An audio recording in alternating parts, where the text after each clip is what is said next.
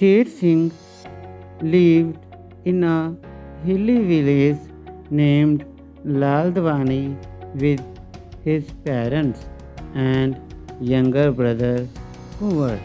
He was about 12 years old. His father, Sher Singh Bahadur, was a famous hunter and was known for his bravery. There was a big scar all along his skull, back, and shoulder of Sher Singh Bahadur. ਸ਼ੇਰ ਸਿੰਘ ਬਹਾਦਰ ਦੀ ਖੋਪੜੀ, ਪਿੱਠ ਅਤੇ ਮੋਢੇ ਉੱਤੇ ਇੱਕ ਵੱਡਾ ਚੋਟ ਦਾ ਨਿਸ਼ਾਨ ਸੀ। He got that scare when he was saving his comrade from a tiger.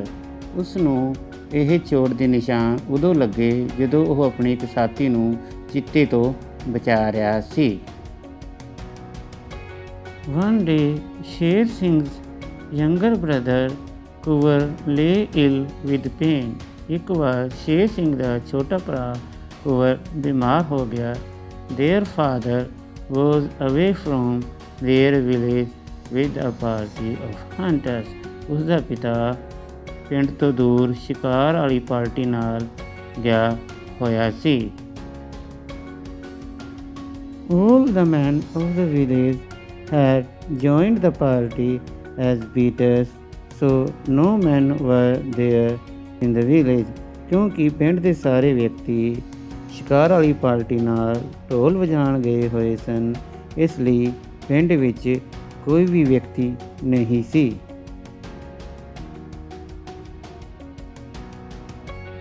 The boy was dying. ਬੱਚਾ ਮਰ ਰਿਹਾ ਸੀ। He had to be taken to the hospital. ਹੁਣ ਉਸ ਨੂੰ ਹਸਪਤਾਲ ਲਿਜਾਣਾ ਜ਼ਰੂਰੀ ਸੀ। The hospital was very far away from the village. ਹਸਪਤਾਲ ਪਿੰਡ ਤੋਂ ਬਹੁਤ ਜ਼ਿਆਦਾ ਦੂਰ ਸੀ।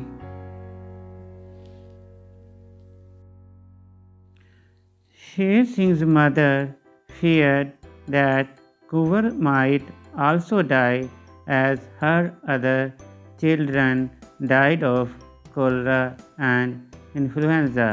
ਸ਼ੇਰ ਸਿੰਘ ਦੀ ਮਾਤਾ ਨੂੰ ਡਰ ਸੀ ਜਿਵੇਂ ਹੋਰ ਬੱਚੇ ਹੈਜੇ ਅਤੇ ਇਨਫਲੂਐਂਜ਼ਾ ਨਾਲ ਮਰੇ ਹਨ, ਕੁੰਵਰ ਵੀ ਮਰ ਜਾਵੇਗਾ।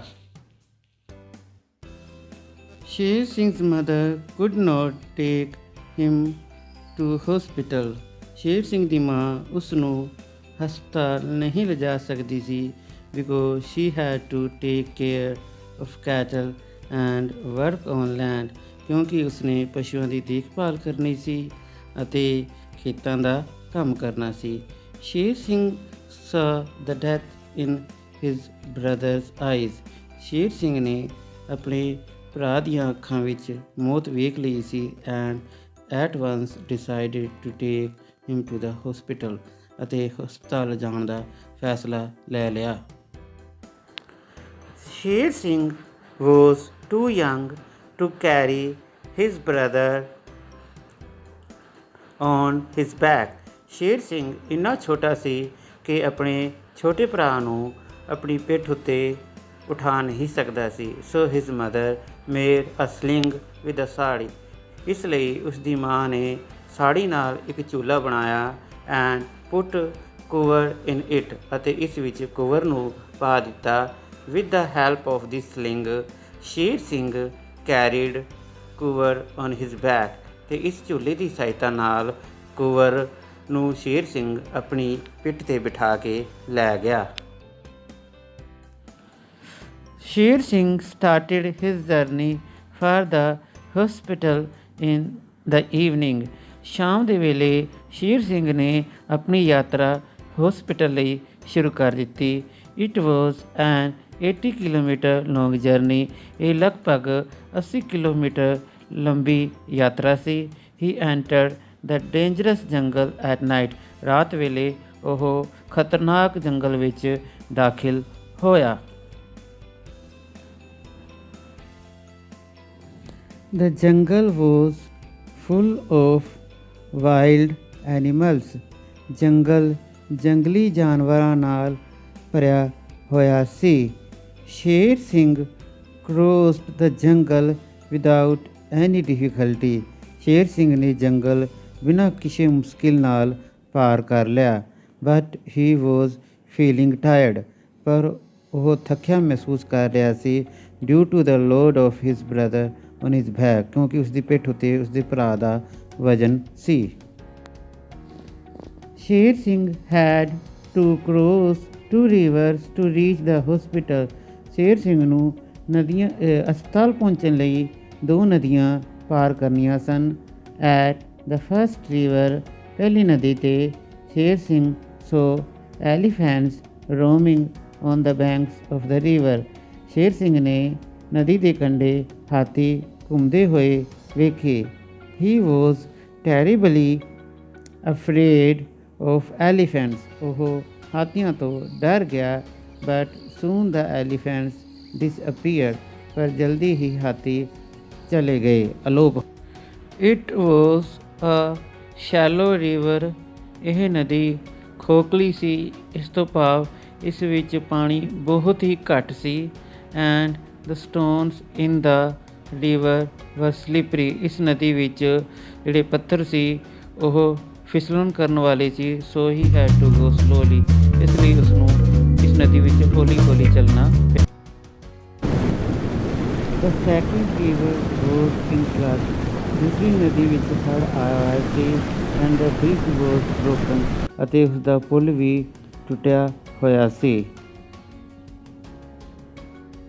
Sher Singh collected grass। ਸ਼ੇਰ ਸਿੰਘ ਨੇ ਘਾਹ ਇਕੱਠਾ ਕੀਤਾ। And made a rope with it। ਅਤੇ ਇਸ ਦੀ ਇੱਕ ਰੱਸੀ ਬਣਾਈ। he tied his brother and himself with the rope।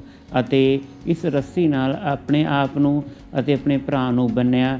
He entered the water just above the bridge. ਉਹ ਪੁਲ ਉੱਤੇ ਪਾਣੀ ਵਿੱਚ ਦਾਖਲ ਹੋਇਆ। And cross the river with the help of his own courage and bravery. ਅਤੇ ਆਪਣੀ ਬਹਾਦਰੀ ਅਤੇ ਹੌਸਲਾ ਸਦਕਾ ਉਸਨੇ ਉਹ ਨਦੀ ਪਾਰ ਕਰ ਲਈ। ਸ਼ੇਰ ਸਿੰਘ ਗੋਟ ਅ ਲਿਫਟ ਇਨ ਅ ਬਲਕ ਕਾਰਡ। ਸ਼ੇਰ ਸਿੰਘ ਨੂੰ ਇੱਕ ਬਲਦ ਗੱਡੀ ਵਿੱਚ ਲਿਫਟ ਮਿਲ ਗਈ। And then a truck. ਫਿਰ ਉਸਨੂੰ ਇੱਕ ਟਰੱਕ ਵਿੱਚ ਲਿਫਟ ਮਿਲ ਗਈ। Finally he reached the hospital with his ailing younger brother Kunwar. ਫਿਰ ਆਖਿਰਕਾਰ ਉਹ ਆਪਣੇ ਬਿਮਾਰ ਭਰਾ ਨੂੰ ਲੈ ਕੇ ਹਸਪਤਾਲ ਪਹੁੰਚ ਹੀ ਗਿਆ। Now Kunwar was under the treatment of the doctor there. ਹੁਣ ਉੱਥੇ ਹਸਪਤਾਲ ਵਿੱਚ ਕੁੰਵਰ ਦਾ ਇਲਾਜ ਇੱਕ ਡਾਕਟਰ ਨੇ ਕਰਨਾ ਸ਼ੁਰੂ ਕਰ ਦਿੱਤਾ। After some time a doctor came out. ਕੁਝ ਦੇਰ ਬਾਅਦ ਇੱਕ ਡਾਕਟਰ ਬਾਹਰ ਆਇਆ। And asked him if he was Sher Singh Bahadur. ਅਤੇ ਉਸ ਤੋਂ ਪੁੱਛਿਆ ਕਿ ਉਹ ਸ਼ੇਰ ਸਿੰਘ ਬਹਾਦਰ ਹੈ। Sher Singh said that it was his father's name. ਪਰ ਸ਼ੇਰ ਸਿੰਘ ਨੇ ਕਿਹਾ ਇਹ ਤਾਂ ਉਸਦੇ ਪਿਤਾ ਦਾ ਨਾਮ ਹੈ। The doctor told him that as you had brought your brother to the hospital, so you are brave। Doctor ਨੇ ਸ਼ੇਰ ਸਿੰਘ ਨੂੰ ਦੱਸਿਆ ਕਿਉਂਕਿ ਤੂੰ ਆਪਣੇ ਭਰਾ ਨੂੰ ਇੰਨੀ ਦੂਰ ਤੋਂ ਹਸਪੀਟਲ ਲੈ ਕੇ ਆਇਆ ਹੈ, ਇਸ ਲਈ ਤੂੰ ਬਹਾਦਰ ਹੈ। Now the doctor assured him that his brother Kunwar was out of danger। ਹੁਣ ਡਾਕਟਰ ਨੇ ਉਸਨੂੰ ਵਿਸ਼ਵਾਸ ਦਿਲਾਇਆ ਕਿ ਉਸਦਾ ਭਰਾ ਕੁੰਵਰ ਖਤਰੇ ਤੋਂ ਬਾਹਰ ਹੈ। And would live and he can see him. ਉਹ ਜਿੰਦਾ ਰਹੇਗਾ ਅਤੇ ਤੁਸੀਂ ਉਸਨੂੰ ਮਿਲ ਸਕਦੇ ਹੋ।